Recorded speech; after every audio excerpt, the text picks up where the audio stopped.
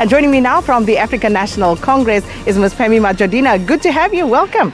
Good morning, Sakina and the viewers at home. How are you, 2022? I am fabulous, but I don't think the country is as fabulous, Ms. Majodina.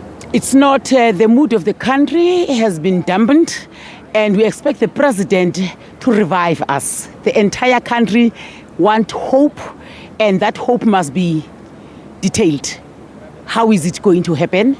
How is the country going to be turned around? Ms. Majodina, we want more than hope as a country. You know, I was just saying to the Democratic Alliance's Ms. Kwarube that we are beyond the platitudes. We're beyond the talk shops as a country. Yes. The country wants to see people working. It wants to see crime actually tackled. It wants to see corruption eradicated. How are we going to have that achieved if from year to year the problem seems to be exacerbated? Sakina, what we expect an action-orientated State of the Nation address from the president. Policies are there.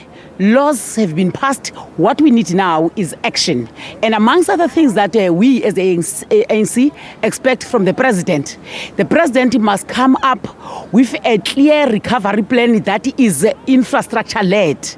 And that will also address the basic needs of services by our people.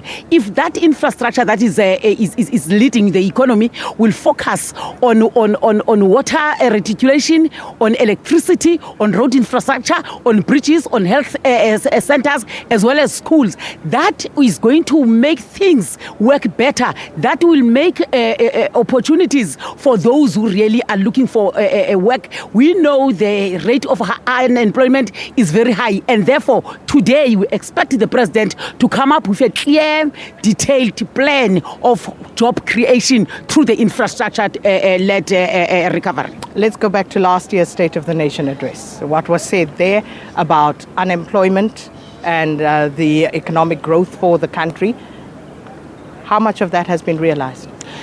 Very little, because nobody knew how long COVID-19 was going to take. The reality is we are living in a global world, and we have to acknowledge some of the things that are beyond our own making. But yes, that argument does not wash, Ms. Majodina, and I'll tell you why.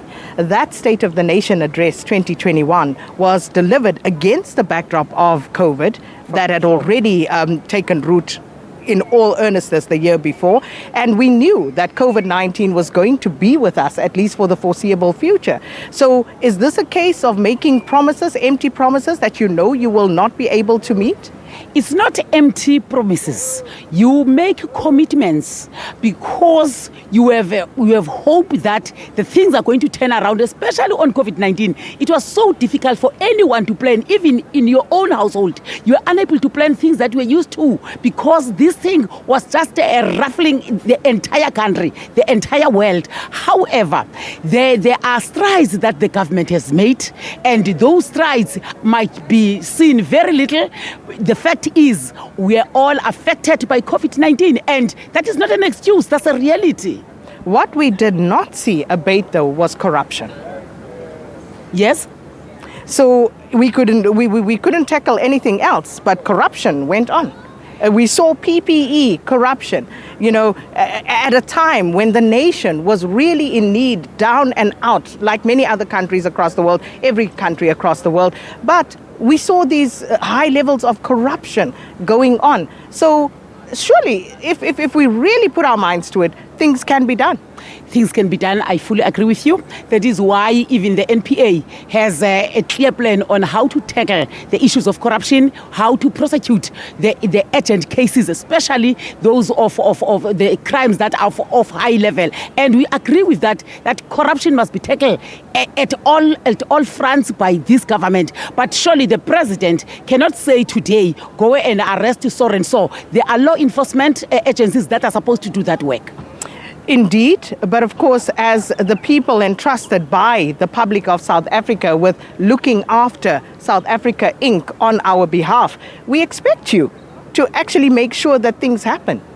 Yes, but also, Sakina, you must note that there are laws there is independent of the state in terms of the government. We cannot, at the end of the day, prescribe what must be done. That is why there are law enforcement agencies. There is no president that will say, go and arrest Sakina tomorrow. But the law enforcement must do that. That is why the NPA has come up with a clear detailed plan. And people are getting arrested. It's just that maybe the rate in which they are arrested is not what South Africans are expecting. But you cannot arrest people when you have not done thorough investigation on those things. With the current release of the Zondo Commission, we're looking forward, and you'll know that I spoke to you last year to say when that report comes, we are going to support that report as the ANC. And I still say, and we are saying, special cause must be established to ensure that those cases are dealt with as speedily as possible.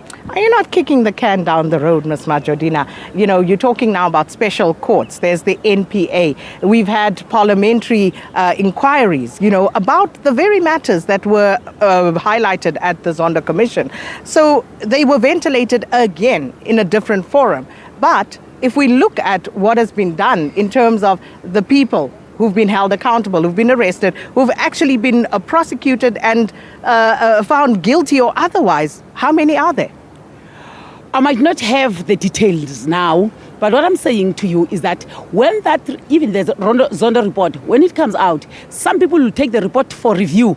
But in the eyes of the public, people might think that this report is a matter that is done. But people have a right. This is a constitutional country. People have a right. If they don't agree with certain findings, they must take those cases for review. And we have to allow that. But the fact is, we're still committed in fighting corruption. That is why I'm stressing the fact that the NPA now, it has a clear turnaround strategy on dealing with the corruption matters. Speaking of being committed to fighting corruption, Ms. Majodina, your now suspended member of Parliament, Mervyn Dirks. Can I assist you there? Yes. Mervyn Dirks, because you have been running this narrative. Mm-hmm. It's not suspended in the ANC. It's not suspended in Parliament. You have been getting it wrong. Correct. Mervyn Dirks has been suspended on the activities of caucus, and that's an internal matter. However, I would not go beyond that because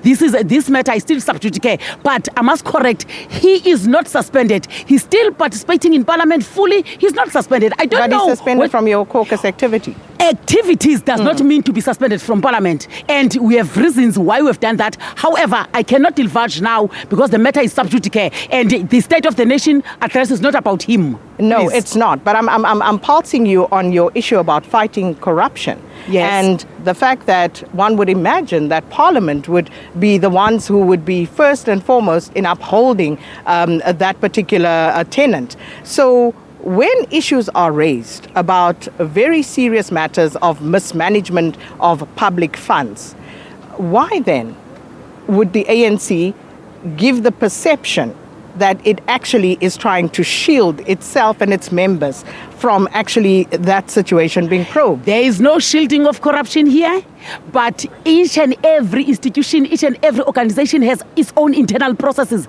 and internal processes must be followed to the latter. The reason why we said to him, you should have raised the matter with us so that we all process the matter. You can't have a member of a party that will be law unto himself, a member of a party who came through the party list to do as he or she wants. But allow me not to enter into this debate. This matter is internal and sub judice. But just finally on that matter, so you have one member of your party raising something that happened in an NEC meeting. For all the members of Parliament who sit on that NEC, was it not incumbent upon each and every one of them to actually be perturbed by that? No, Sakina, that is not how we work. That is not how we work. So you were not surprised at that statement? You were not taken aback as a member of Parliament that public funds were being used by members of your party? Unfortunately, Sakina, you're talking about the leaked audios. Yes. And I cannot come here and talk about the leaked audios. As I've not leaked the audios, and members of the NEC sitting in that You haven't NEC leaked meeting. it, but was that said in that meeting? No, I cannot come and account about the NEC. But you've suspended someone from your caucus activities that person, we are not suspending him for raising the issue. We did not suspend his activities in caucus for raising the issue. But the suspension on activities is how he took up the matter without touching base. We are an institution. We are a caucus, and what we are not stealing any corruption. We are not defending any corruption.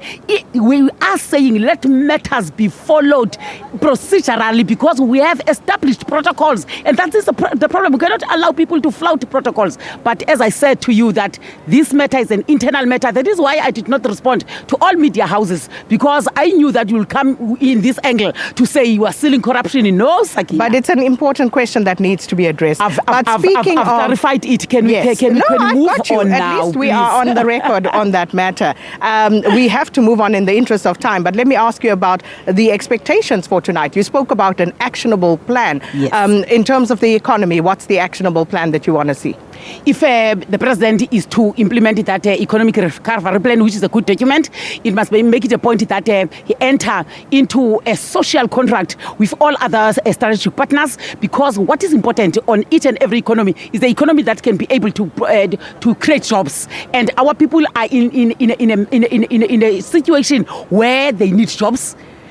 Poverty is very high, and therefore we expect the president to say what is the clear plan and time frames on how this is going to happen. Not everybody is going to be employed, but I'm confident that a president will come up with a plan that is achievable, that is time bound. We're looking forward to that because our people need these services. But also, we have passed 3 pieces of legislation on gender-based violence and femicide, and now they are coming to be implemented, and that on its own will bring hope and safety to women, children, and persons with disabilities, as well as those who are in LGBTIQ+.